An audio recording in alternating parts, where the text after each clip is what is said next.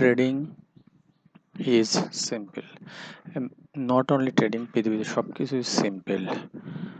মানে সিম্পল বলতে কি, মানে everything has its own form and everything has its own style.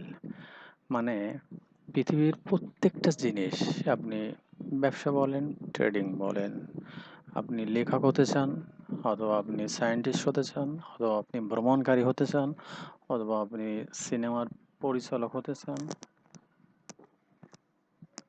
যেটাই হন না কেন, প্রত্যেকটা জিনিসের তার নিজস্ব ফর্ম অ্যান্ড স্টাইল আছে।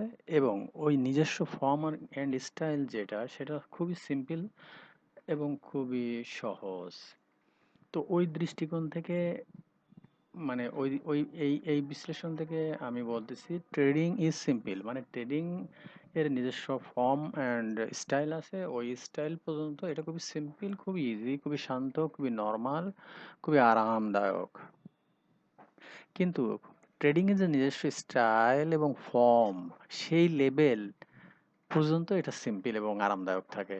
কিন্তু আপনি যখন এটাকে সেই লেভেলকে ক্রস করে over analysis, over thinking, over technical, over psychological, trading psychology, hmm, over visualisation, over imagination, over time প্রয়োগ করা,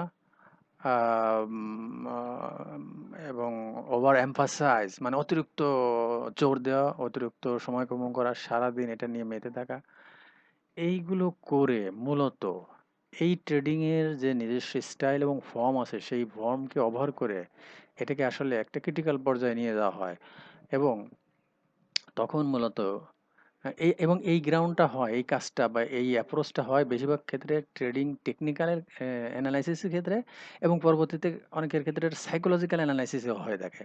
মানে টেকনিক অ্যানালাইসিস করতে করতে করতে করতে এটাকে এতটা ক্রিটিক্যাল পর্যায়ে, এতটা মানে আনসলভ কন্ডিশনে নিয়ে যায় যে এটা পৃথিবীতে আর কখনোই তার পক্ষে সলভ হবে না।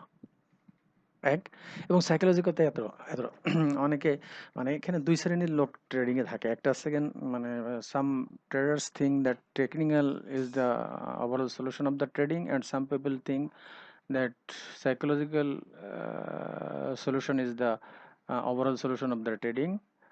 এবং এই দুই শ্রেণীর লোক এই দুটাতেই বেশি ওভার অ্যানালাইসিস করে। আবার কেউ কেউ একটা টেকনিক্যাল ছেড়ে দিয়ে সাইকোলজিতে যায়। তো বাট বেশিরভাগ ক্ষেত্রে এটা টেকনিক্যালের ভিতরেই থাকে। তো এটা কি এত আবার মানে অনেক টেকনিক্যাল, এই সিস্টেম সেই সিস্টেম, আইসিটি, ইলিয়টের প্রিন্সিপাল, মানে আমি হাজারো নাম আছে আপনারা জানেন। এগুলো করে করে করে এটা এতটা ক্রিটিক্যাল, এটা ডিফিকাল্ট পর্যায়ে নিয়ে যায় যে এখান থেকে আর সে বেরোতে পারে না, এবং সে বুঝতে পারে না যে আসলে সে এটা over thinking, over analysis, over technical এগুলো করতেছে। সে বুঝতে পারে না, মূলত সে তো একটা চক্রের, মানে বিশাস চক্র বা বিশাস সাইকেলের ভিতর থাকে, অথবা একটা ঘোরের ভিতর থাকে। সে আসলে বুঝতে পারে না যে সে, মানে নিজেই বুঝতে পারবে না। কিন্তু সে যখন মানুষের সাথে কথা বলবে, অন্য কোনো এক্সপার্ট বা মানুষের সাথে কথা বলবে, তখন হয়তো সে তাকে ধরাই দিতে পারবে, যদি সে চেষ্টা করে বোঝার, নিজেকে ধরানোর চেষ্টা করে, বা যে বোঝে যে না আসলে আমার এটা সমস্যা, এটা সে মনে করে, তখন সে বুঝতে পারবে যে না আসলে আমার এই যে এই ট্রেডিং, এই ব্যবসার যে একটা নিজস্ব স্টাইল এবং ফর্ম আছে, সেই স্টাইল এবং ফর্মের বাইরে যে আমি এটা অতিরিক্ত ডিফিকাল্ট করে ফেলেছি।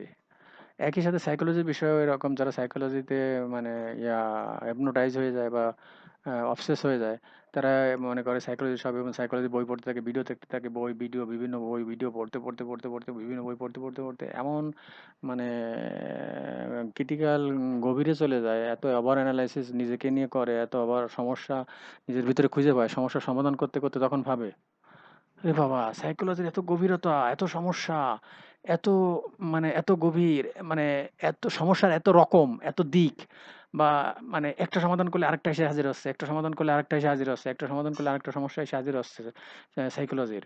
তো এটা তো অনেক গভীর। আমাকে আরো বই পড়তে হবে। মানে আরো বিভিন্ন প্রকার বই কালেক্ট কালেক্ট করতে হবে।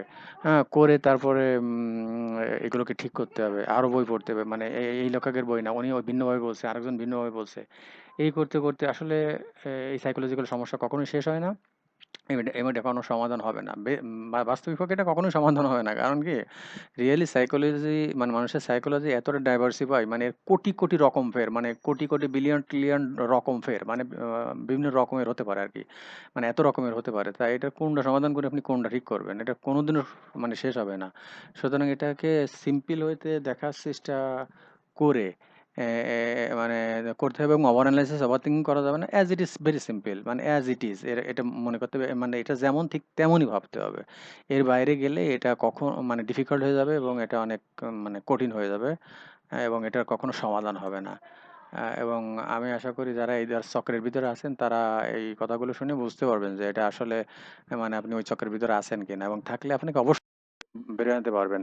আপনি অবশ্যই বেরিয়ে আসতে হবে এবং এই টেকনিক্যাল এবং সাইকোলজিক্যাল জ্ঞান অর্জনের এই চক্র থেকে না বেরোতে পারলে আপনি কখনোই ট্রেডিং এ ভালো করতে পারবেন না। আপনার এত চক্রের দরকার নেই তো। টেকনিক্যাল এর জন্য আপনার একটা সেটআপ দরকার। একটা সেটআপ।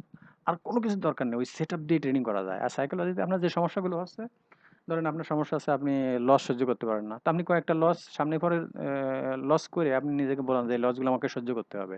ধরেন আপনি মার্কেটে প্রফিট হলে তাড়াতাড়ি প্রফিট নিয়ে নেন। আপনি প্রফিট রান করতে দেন না। আপনি কয়েকটা ট্রেডিং করেন। ট্রেডিং করে প্রফিটকে রান করতে দেন। দিয়ে বলেন যে এটাকে আমাকে সহ্য করতে হবে, আমাকে এটা মানতে হবে। এরকম কয়েকবার করলে আর একটু লক তৈরি করলে মানে সাইকোলজিক্যাল লক তৈরি করলে এবং লিখলে এবং নিজেকে একটু বোঝাইলে এটা ঠিক হয়ে যায়।